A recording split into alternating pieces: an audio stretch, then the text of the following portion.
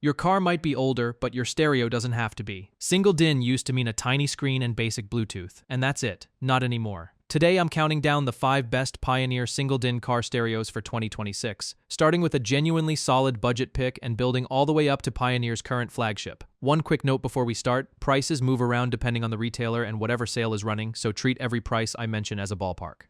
Links to every stereo are down in the description if you want to check exact pricing and fit for your car. Number 5 is the Pioneer MVHS320BT, the true budget pick on this list. You're looking at around $100 to $120 depending on where you buy it. There's no CD player and no screen here. It's what's called a mechless digital media receiver. So you're playing music through Bluetooth or a USB stick, not discs. It's got MIXTRAX, which blends your tracks together with DJ-style transitions instead of just cutting from song to song, plus a 13-band EQ and Pioneer's Smart Sync app for extra control from your phone.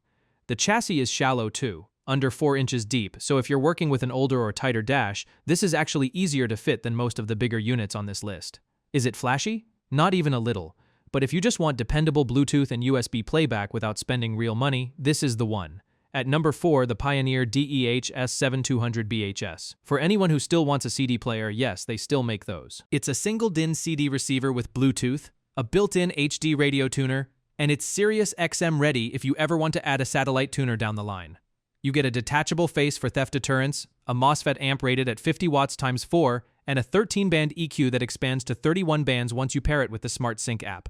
At right around $250, this is proof you don't need a touchscreen to get a genuinely capable head unit. Call it the traditional pick on this list, no screen, no frills, just solid sound and modern connectivity built onto a classic CD deck, coming in at number 3. The Pioneer AVH350NEX, and this is where things get noticeably more premium. It's got a 7-inch motorized flip-out touchscreen, genuinely clever engineering because it gives you a real touchscreen experience without needing the floating display cutout some of the bigger units require. It still plays CDs and DVDs too, making it one of the last single DIN decks on the market that does add in wired Apple CarPlay and Android Auto, Bluetooth, HD radio, SiriusXM-ready tuning, and a 13-band EQ, and you've got a seriously well-rounded unit. At around $830, it sits right in the middle of this list. More than the basics, but nowhere near flagship money. If you want a real screen and disc playback in the same box, this is probably your pick. Quick thing, if this is helpful so far, go ahead and hit subscribe. It really helps the channel. At number 2. The Pioneer DMH-WT760NEX. This is where Pioneer's floating display lineup kicks in. Instead of a screen built into the unit, you get a separate 9-inch HD touchscreen that mounts wherever fits your dash, wired back to a slim single DIN chassis tucked out of sight.